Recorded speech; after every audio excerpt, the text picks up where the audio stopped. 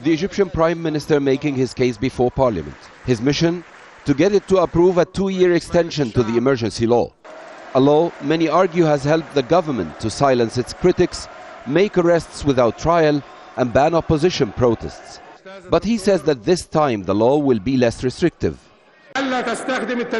Authorities won't be able to use the broad powers generated by the emergency law, but only to counter the threat of terrorism and narcotics. That will be their limits. The emergency law will no longer be used to nail personal freedoms and rights.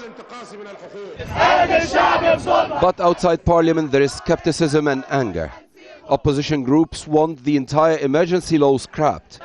For years the law has been used to target political opponents rather than terrorists and drug dealers.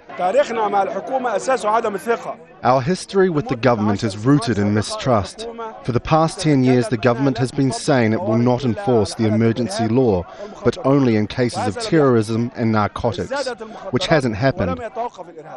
So what's the government promising will change? There will be no more phone tapping or monitoring of personal mail. It maintains it will no longer censor the media. It also will no longer be able to confiscate private property and belongings.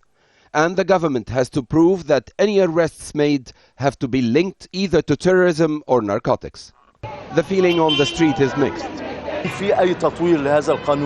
the emergency law is going to be restricted to counter-terrorism and narcotics, is going to be considered a step forward on 2 levels: national security and freedom of expression. I wish they would honor their words, because the emergency law is not acceptable at all. The government insists this is a step in the right direction, having taken into consideration public demands and recommendations by the international community. Yet opposition insists nothing will change. And whether the government is serious will be judged by realities on the ground. Anwar Sadat, Al Jazeera, Cairo.